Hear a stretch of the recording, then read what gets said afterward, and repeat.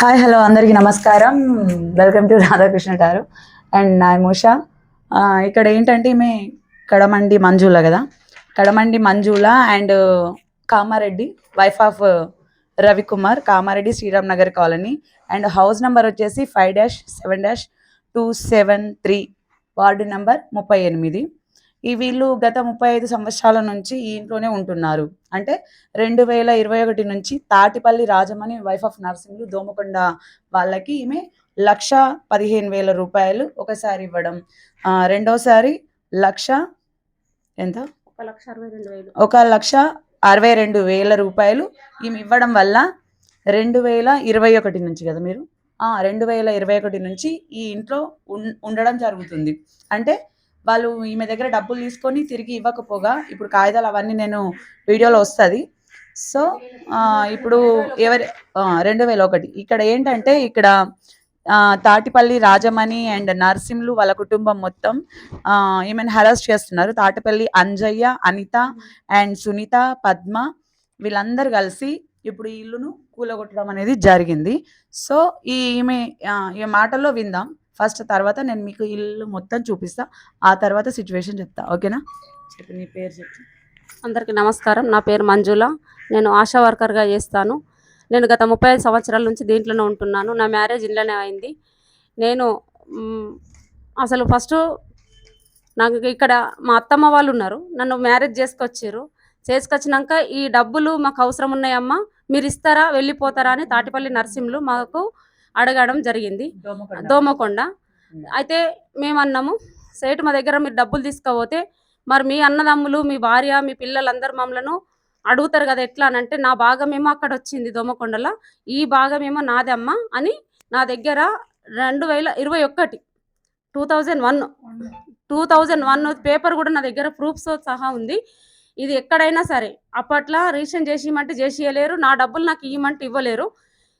నన్ను చాలా అరెచ్మెంట్ చేసిర్రు, నా దగ్గర డబ్బులు తీసుకొని నన్ను చాలా వేధింపులు చేసిర్రు. నేను పోలీస్ స్టేషన్కు వెళ్ళడం జరిగింది. పోలీస్ స్టేషన్లో కూడా వాళ్ళు కూర్చుని పెట్టి మాట్లాడి, అమ్మ ఆమె డబ్బులు ఆమెకి ఇయ్యండి, లేకపోతే ఇల్లు రిజిస్ట్రేషన్ చేసిరని సిఎస్ఆర్ శంకరయ్య సార్ ఉండే అప్పుడు. అయినా సార్ వాళ్ళకు కూడా వినలేరు. నేను దోమకొండ కూడా సార్ వాళ్ళ పోలీస్ స్టేషన్ కూడా సంప్రదించి అక్కడికి వెళ్ళడం జరిగింది. వాళ్ళు అప్పుడు కూడా వినలేరు. ఇక ఏం చేసే పరిస్థితి లేదని చెప్పేసి కోర్టుకు వెళ్ళడం జరిగింది. కోర్టు నుంచి సామాన్లు వాళ్ళకి పంపిస్తే కూడా కోర్టుకు రెస్పాన్స్ కాలేరు. 2009 మాకు కోర్టు నుంచి డిగ్రీ ఆర్డర్, ఇంజక్షన్ ఆర్డర్, ప్రతి ఒక్క పేపర్స్ నా దగ్గర ఉన్నాయి. కోర్టు నుంచి పేపర్లు వాళ్ళు వచ్చినాయా తెల్లారి మొత్తం 2009లో కూడా సేమ్ ఇదే అరేంజ్మెంట్ ఇట్లనే గుల్లగొట్టు, బాత్రూంలు, కరెంటీ, నల్ల ఎఫ్ఐఆర్ అయిన పేపర్లతో సహా ఉన్నాయి. అయినా మళ్ళీ అప్పుడు నా అవదస్త అంతా అమ్మేసి, నా పిల్లల బంగారం, గోల్డ్ మొత్తం అమ్మేసి, అక్కడక్కడ ఆస్తులన్నీ అమ్మేసి మళ్ళీ నేను యథావిధిగా చేయించుకొని ఉండడం జరిగింది. మళ్ళీ ఇప్పుడు రీసెంట్గా దుర్మార్గమైన ఆర్డర్, ఒక్క సెకండ్ కూడా నాకు ఇంటిమేషన్ ఇవ్వలేరు, ఒక 10 నిమిషాలు కూడా నాకు ఇంటిమేషన్ ఇవ్వకుండా వెకెంట్ ఆర్డర్ అమ్మను వెళ్ళిపోవాలని వచ్చి కూర్చుండి నన్ను వెకెంట్ చేయించేసిర్రు. సరే మీ ఆర్డర్, నేను కోర్టును గౌరవిస్తాను, ఎందుకంటే నాకు ఫస్ట్ కూడా కోర్టు నాకు ఇంజక్షన్ ఆర్డర్, డిగ్రీ ఇంజక్షన్ అన్ని ఇచ్చారు కాబట్టి కోర్టును గౌరవిస్తా. మరి మీకు వచ్చిన ఆర్డర్లో మీరు ఉండండి, నాకు వచ్చే ఆర్డర్ మళ్ళీ నేను తీసుకొని వస్తాను. నేను హైకోర్టును సంప్రదించే వరకల్లా, వచ్చి తెల్లారు చూసే వరకల్లా మొత్తం గుల్లగొట్టేసిర్రు. అంటే ఇక్కడ ఉండలేని పరిస్థితి చేసిండ్రు. వాళ్ళ ఇల్లు అయినప్పుడు వాళ్ళు ఉండాలా, నేను వచ్చి మాట్లాడుకొని మళ్ళీ నేను కోర్టులో గెలుస్తానా గెలవనా, వాళ్ళు గెలిచారు కాబట్టి వాళ్ళు ఉండని, కానీ గుల్లగొట్టడం ఎంతవరకు కరెక్ట్? సరే నేను వచ్చేసరికి మళ్ళీ నా రూమ్లు, నాకు నా ఇల్లు, నేను కూన పెంకలు ఉన్నప్పుడు వాళ్ళు వచ్చిండ్రు. నేను 10 లక్షలు పెట్టి రేకులు వేసేదాకా వాళ్ళు ఎందుకు ఊక్కున్నారు? నలుగురు ఆడోళ్ళ పన్న రిజిస్ట్రేషన్ ఉందని ఓకే, నేను అట్లా కూడా ఒప్పుకుంటాను. నలుగురు లేడీస్ ఆడోళ్ళు ఉన్నప్పుడు ఒక్కొక్కరికి ఇవ్వచ్చు నేను అమౌంట్.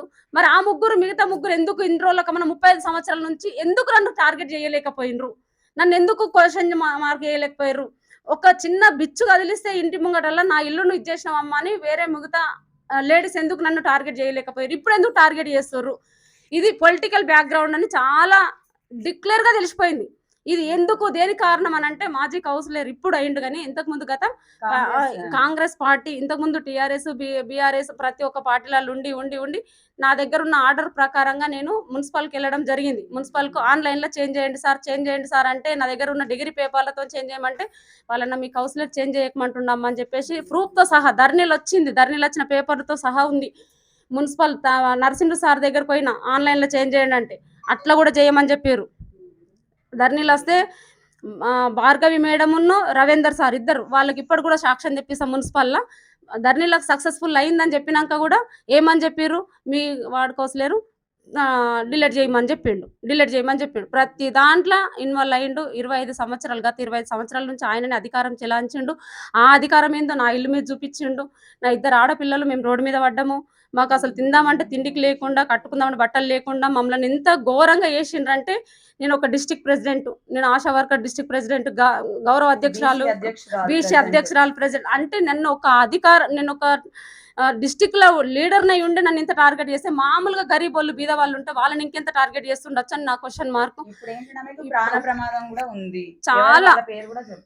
చాలా ప్రాణానికి హాని ఉంది. ఇప్పుడు ఇక్కడ ఏం చేస్తుర్రు, రూములు ధ్వంసం చేసినాము.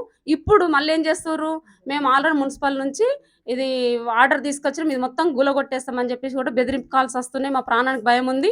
మేము చావనానికైనా రెడీ ఉంటాం కానీ ఇల్లును వదిలే ప్రసక్తే లేదు. పలానా చాట్ల రాజేశ్వర్ కౌన్సిలర్, మాజీ కౌన్సిలర్ మా మీద చాలా టార్గెట్ పెడుతుండు కాబట్టి దయచేసి మమ్మల్ని ఇంతకుముందు కూడా కొట్టిండు. దీపావళి బాంబులను కూడా వేసిండు. ప్రతి ఒక్క రుజువు సాక్ష్యాలు ఉన్నాయి. ఆయన కొట్టిన ఎఫ్ఐఆర్ పేపర్ కూడా ఉంది. అప్పుడు ఆ సార్ కడుపు చల్లగా ఉండని ఆయన మన ఎమ్మెల్యే సారు 3 రోజులు చూసిండు. 3 రోజులు చూసి ఏమన్నాడు, అమ్మ నీకు ఎందు గురించి ఎవరు కొట్టిరని అంటే, గంప గోవర్ధన్ సార్ నాకు అసలు నా మీద ఇట్లా కొట్టిరు సార్, రాత్రి 12 గంటలకు కొట్టిండ్రు అని అంటే, సార్ 3 రోజులకు మళ్ళీ ఎఫ్ఐఆర్ చేపించి నాకు ఒక తండ్రిలాగా అన్నలాగా, సార్ మన డబుల్ బెడ్రూమ్ ఇల్లు నేను వెళ్ళిపోతా అంటే కూడా, అమ్మ నీకు నీ రికార్డ్స్ మొత్తము ఇక్కడ ఇప్పించినాం, మొత్తం మున్సిపల్ నుంచి తెప్పిస్తే మొత్తం ప్రతి దాంట్లో నీ పేరు ఉంది, నువ్వు వాళ్ళకి వెళ్ళకమ్మని నాకు డబుల్ బెడ్రూమ్ ఇల్లు కూడా ఇవ్వకుండా చేసి, నేను ఏడ కూడా నాకు తల దాచుకోవడానికి ఇల్లు లేకుండా చేసి నన్ను ఇంత రోడ్డు మీద ఏర్చారు. కాబట్టి దయచేసి నాకు న్యాయం కలగాలి. ఎవరైతే నా మీద కక్ష కట్టి ఉన్న వాళ్ళు ఎవరైనా సరే స్పందించండి. ఈమెకే కాదు, ఇలా చాలా మందికి జరుగుతున్నాయి. అంటే గత 35 years నుంచి ఆమె ఇక్కడ ఉంటుంది. ఈ వార్డులో ఉన్న వాళ్ళైనా సరే ఇంటి కరెంటు బిల్లు విత్ ప్రతి ఒక్కటి, ఇంటి ట్యాక్స్ ప్రతి ఒక్కటి ఈమె పేరు మీదనే ఉన్నప్పుడు, మరి కోర్టు నుంచి స్టే ఆర్డర్ పూర్తిగా వచ్చి ఆమె కూడా అప్రోచ్ అయ్యేంత వరకు కూడా వీలు లేకుండా ఈ ఇంటిని ఈ రకంగా ధ్వంసం చేశారు. సో కొంతమంది కనీసం ఇప్పుడు కాంగ్రెస్ పరంగా ప్రభుత్వం నడుస్తుందని చెప్పేసి వాళ్ళ పరంగా ఇదవుతున్నారని చెప్పేసి చేయడం కరెక్ట్ కాదు. అండ్ స్పందించాలి, ప్రతి ఒక్కరు కూడా స్పందించాలి. ఎందుకంటే ఇది మీడియా ముందుకు ఎందుకు తీసుకొస్తాం, సోషల్ మీడియా ముందుకు అంటే వీళ్ళకు ప్రాణహాని కూడా ఉంది. ఇంటినే ఇంత చేశారు, రేపు వీళ్ళ ప్రాణానికి కూడా ఏదైనా జరిగితే కారణం ఎవరైతే మరి తాటిపల్లోళ్ళు, దోమకొండోళ్ళు ఎవరైతే ఉన్నారో వాళ్ళ కుటుంబ సభ్యుల నుంచే కాకుండా చాట్ల సంథింగ్ ఏం పేరు రాజేశ్వర్ వాళ్ళ కుటుంబం నుంచి కూడా ప్రాణహాని అనేది ఉంది. ఓకేనా, ఇప్పుడు ఇల్లు మొత్తం చూపిస్తాను నేను. కాగితం అండ్ ఇదేంటిది కాదు, ఇది 0 బిల్లుకు వచ్చింది.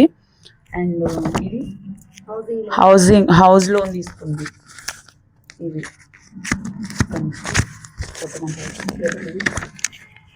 వీళ్ళ గల్లీలో గ్రూప్ వాళ్ళు ఫొటోస్ ఇంకా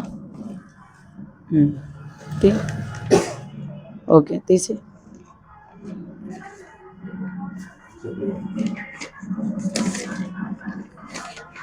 ఓకే రండి, రా లోపలికి రా. ఇది హౌస్,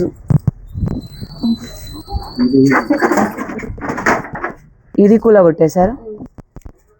రండి, ఇలా ఒక ఆడది లోపలికి రా. ఇంత దౌర్జన్యమా ఒక ఆడదాని మీద చేయడం? ఇక్కడ నుంచి ఇదంతా కూలగొట్టింది మొత్తం, అక్కడ నుంచి అటు దిగి ఇటు దిగి. ఒక బీసీ అధ్యక్షురాలైనా ఆమె ఏం చేయలేకపోతుందా? అంటే కాంగ్రెస్ ప్రభుత్వం ఉందని చెప్పేసి, ఎటు కూడా రాజకీయ బలం ఉందని చెప్పేసి ఈ రకంగా చేయడం కూడా కరెక్ట్ కాదు. అటు కూడా తీసి మొత్తం అన్నీ ఉన్నాయి లోపలికి. ఈ రకంగా మరి దారుణంగా కూడా కొట్టేస్తారు. మెల్లగా మెల్లగా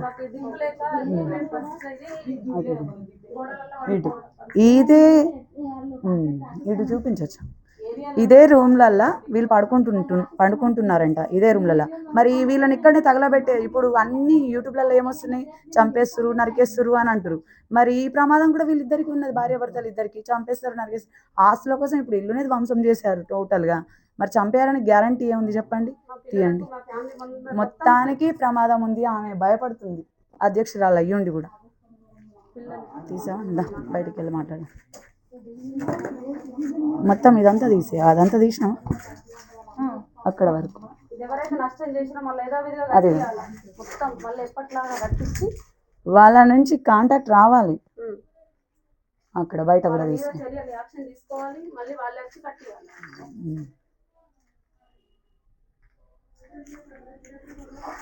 అటు బయటకు అటు వేస్తాను.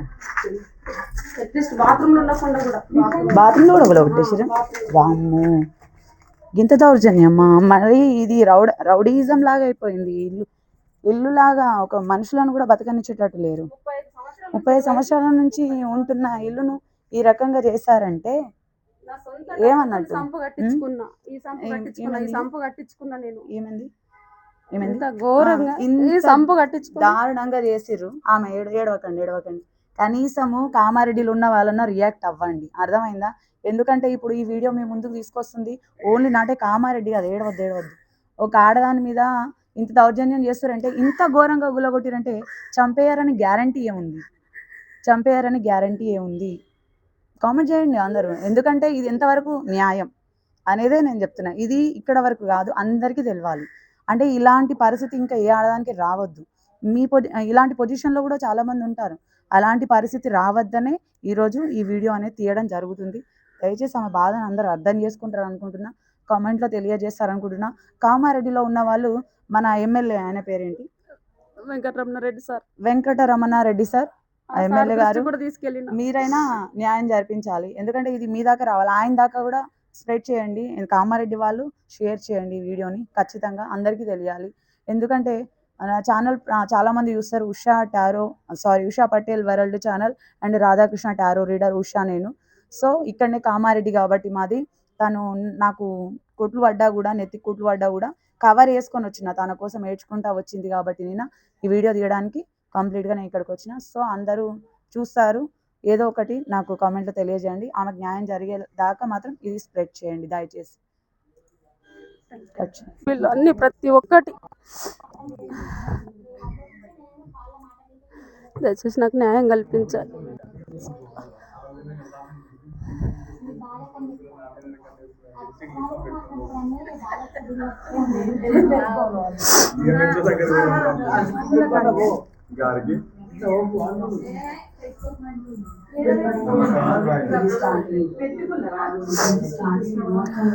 నేను 15 లక్షలు పెట్టి రేకులు వేయించుకున్న 10 సంవత్సరాల కింద.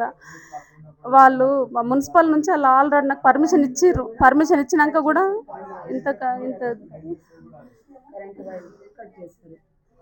ఇంత ఘోరం అంటే ఇక చెప్పండి. కరెంటు వైర్లతో సహా కట్ చేశారు. అండ్ ఇదిగోండి, ఏది లేదు అన్నట్టుగా కట్ చేశారు టోటల్గా. ఇదే ఇంట్లో ఇగో వీళ్ళు బతుకుతున్నారు, ఈమె భర్త. ఇగో ఈ ఒక్క రూమ్లో ఉంటున్నారు. ఇంతకుముందు ఇది రాయించి అతకబెట్టిరు.